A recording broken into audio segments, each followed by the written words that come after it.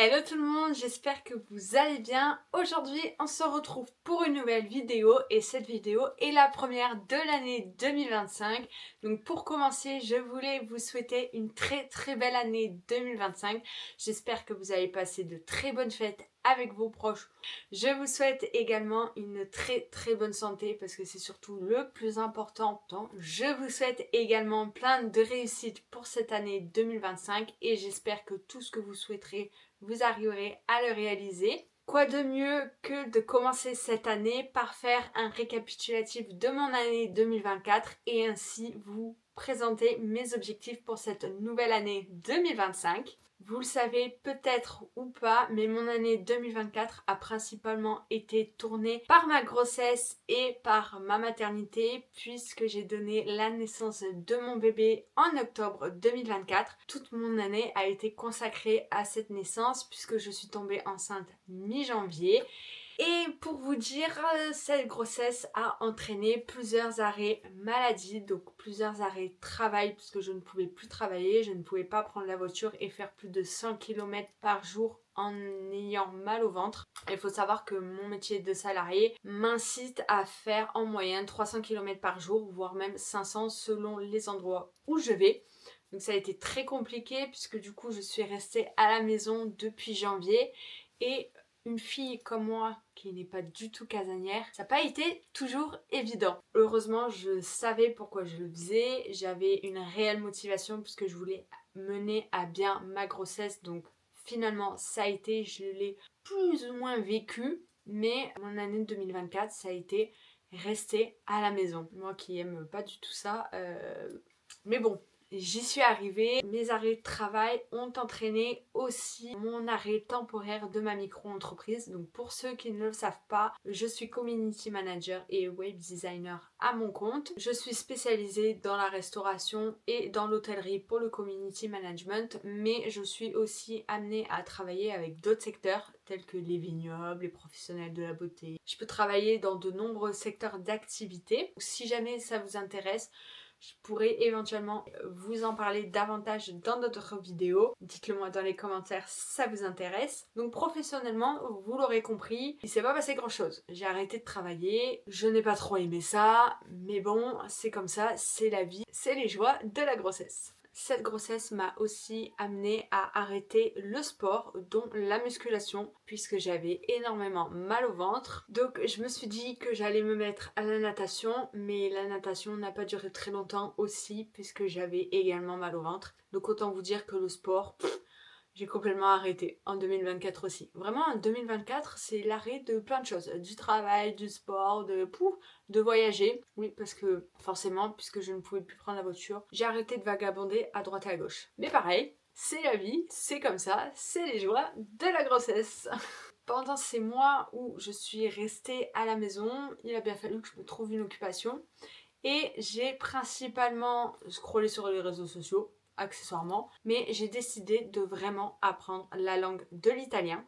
J'adore l'italien, ne me demandez pas pourquoi, j'ai un attrait pour cette langue. La petite erreur que j'ai faite dans ma jeunesse, on va dire que j'ai 50 ans quand je dis ça, mais la petite erreur que j'ai faite dans mon parcours scolaire, c'est d'avoir pris en deuxième langue l'espagnol. En fait, j'ai pris l'espagnol comme la plupart d'entre vous parce que on s'est dit, bon, on parle plus espagnol dans le monde que l'italien. C'est vrai, mais maintenant, dans les faits et avec le recul, j'aurais mieux fait d'apprendre l'italien parce que je suis beaucoup plus attirée par la langue italienne plutôt que la langue espagnole. Donc, je me suis mise à apprendre l'italien moi-même. Alors, au début, il y a quelques années, j'avais commencé avec l'application Duolingo. Et en fait, je me rends compte que Duolingo, c'est assez limité. Enfin, on peut pas apprendre la conjugaison comme on devrait l'apprendre. On peut pas apprendre les règles de grammaire comme il faudrait. Alors, c'est joli, c'est rigolo, ça donne un petit peu envie d'apprendre. Mais dans les faits, il manque vraiment des choses pour pouvoir apprendre correctement une langue. Et grâce au Black Friday, j'ai pris l'abonnement à vie de Babbel. Alors Babbel, c'est moins ludique en termes de graphisme, mais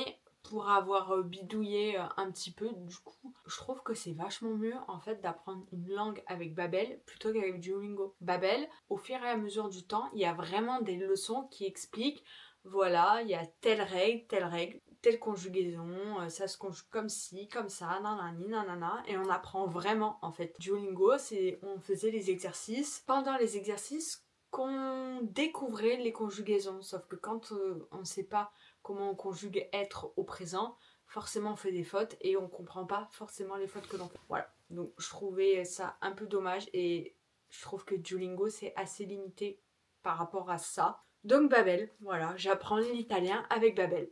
Écoutez, je ne sais pas jusqu'où ça va mener cette histoire, je ne sais pas si je vais arriver à parler, alors peut-être pas couramment, mais pas loin, on verra. Donc voilà, rien de plus passionnant pour mon année 2024. Est-ce que j'ai une grande leçon à apprendre de cette année? Pas spécialement, en réalité, mis à part des leçons sur ma maternité et sur la grossesse, mais j'ai pas plus de leçons que ça. Du coup, maintenant que je vous ai fait mon petit récap de mon année 2024, je vais vous présenter mes objectifs pour l'année 2025, puisque forcément j'en ai.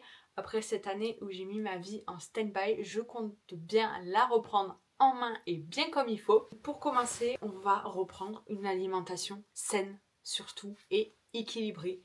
Parce que bon, la grossesse, j'ai quand même fait attention, mais j'ai mangé parce que j'avais des envies. J'ai mangé un peu plus que d'habitude parce que j'avais beaucoup plus faim. Pendant les fêtes, je me suis un petit peu lâchée. Et là, ça va plus du tout. C'est bon. Mes kilos de grossesse, je commence à les perdre, mais il en reste forcément quelques-uns. Alors, il me reste pas grand-chose, hein. Il doit me rester 3-4 kilos, je crois. Mais je sais que ça va passer par le sport et surtout l'alimentation. Il va falloir qu'on arrête les apéros tous les soirs. Il va falloir qu'on arrête de manger des burgers, des fajitas, des pizzas, des raclettes à tout va. Stop, stop, stop, stop, stop, stop, stop. On va reprendre une alimentation saine et équilibrée là, dès maintenant, dès janvier, c'est bon. Les fêtes sont passées, il n'y a plus de raison de mal manger en fait. Donc je veux vraiment reprendre une alimentation saine et équilibrée. En plus, je vais reprendre le travail. De surcroît, je vais quand même faire beaucoup plus attention à ce que je mange puisque je serai beaucoup moins à la maison et donc moins tentée par des conneries qui sont dans les placards. Qui dit alimentation saine dit aussi reprise du sport. J'ai vraiment envie de reprendre le sport. Alors je sais pas comment je vais le caler dans mon emploi du temps parce que j'ai plein de projets, mais il faut absolument que je fasse 3 séances par semaine. Il faut que j'arrive à les caser. Il faut que je fasse une séance jambes, une séance bras et une séance dos. Et éventuellement, si j'y arrive, une séance cardio, ça serait plutôt pas mal pour m'aider à perdre les kilos en trop. Alors après, si les kilos en trop, j'arrive à les transformer en muscles et que visuellement ça passe du gras en muscle, franchement je suis contente. Même si je reste au poids que je suis actuellement, si visuellement ça se transforme en muscle, honnêtement ça me va. Alimentation, sport, c'est mon grand objectif de 2025. Qui dit 2025, je vais reprendre le travail. Je sais pas comment ça va se passer pour l'instant. Autant vous dire que j'appréhende, je reprends la semaine prochaine. Je pensais pas que ça allait être autant difficile, honnêtement. Bébé va devoir aller à la nounou. Je sais pas comment je vais le gérer, je sais pas comment je vais le vivre, je sais pas comment elle va le vivre. Donc on verra à ce moment-là comment on fait. Mais la bonne nouvelle, c'est surtout que je vais pouvoir reprendre mon activité de community manager et de web designer. Et ça, je suis trop contente. Parce que j'étais frustrée pendant mon année 2024 parce que je ne pouvais pas avancer dans mon activité. Donc là, je vais pouvoir reprendre et dans l'espoir éventuellement de pouvoir en vivre et d'être à 100% à mon compte. Ça serait un bel objectif 2025 de pouvoir réussir à faire ça. Je vais essayer de m'en donner les moyens. Je croise les doigts, on verra. Je vais peut-être vlogger ces moments-là pour peut-être vous motiver ou vous inspirer ou je ne sais pas s'il y a parmi vous des entrepreneurs aussi. J'ai envie un petit peu de vlogger ça pour voir mon parcours, comment je vais évoluer, comment je vais réussir, par quoi je vais passer. Je pense que je vais le faire. Moi, si je pouvais réussir à me mettre à mon compte en 2025, ça serait chouette. Ou du moins axer vraiment mon activité professionnelle dans la communication et le marketing. Parce que c'est pas le cas en ce moment. Donc mon troisième objectif pour l'année 2025, c'est également d'agrandir cette communauté aussi bien sur YouTube que sur les autres réseaux sociaux. Honnêtement, en fait, ça fait 15 ans que j'ai envie de me lancer principalement sur YouTube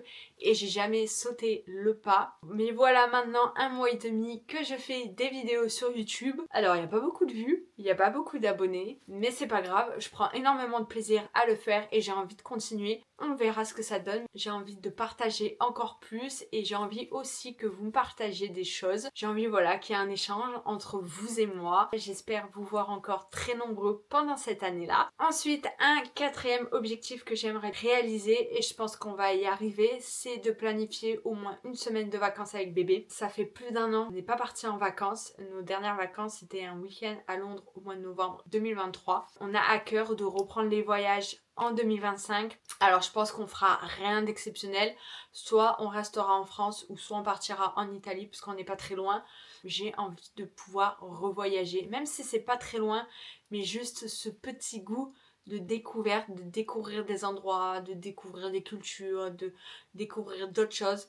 On a envie de reprendre ça avec mon chéri et j'ai vraiment à cœur de pouvoir y arriver cette année. Alors certains me diront qu'on ne peut pas voyager avec un bébé.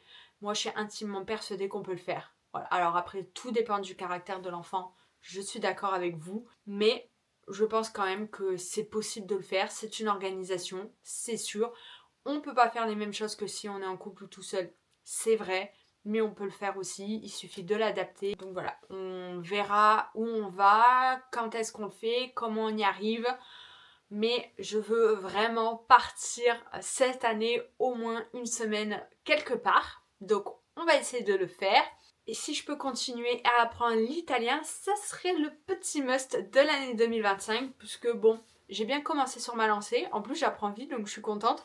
Donc si je peux encore mieux apprendre l'italien et pourquoi pas, alors pas le parler couramment, mais presque, ça serait vraiment chouette et ça serait une vraie fierté pour moi. Donc on verra si j'y arrive et on fera le point en 2026, voir où j'en suis avec mon niveau d'italien. Donc voilà, plein de belles choses sont en prévision pour 2025. Une alimentation saine, une reprise de sport, une reprise d'activité professionnelle et pourquoi pas, je l'espère, me mettre à 100% à mon compte. Une semaine de vacances à l'étranger, en Italie, ça serait peut-être jouable et ça serait trop bien. Moi je trouve que comme objectif, c'est pas trop. Ça peut être réalisable, surtout si on est bien organisé. En y réfléchissant, allier bébé, travail, micro-entreprise, sport, apprentissage de langue, même si la langue je peux y arriver quand même au moins 10 minutes par jour, ça devrait pour le faire. YouTube, je pense que tout ça, ça va être sportif. L'année 2025 risque d'être sportive. Mais j'ai très hâte de voir ce que cette année va me réserver. Dans tous les cas, je vous emmène avec moi au fil des semaines. N'hésitez pas à me mettre dans les commentaires quelles sont vos résolutions ou vos objectifs pour cette année 2025. J'espère que cette vidéo vous aura plu. Si c'est le cas, n'hésitez pas à la liker, à vous abonner à ma chaîne pour suivre toutes mes aventures et pour voir comment je vais réaliser tous ces objectifs. En attendant une prochaine vidéo, je vous dis à très bientôt. Ciao!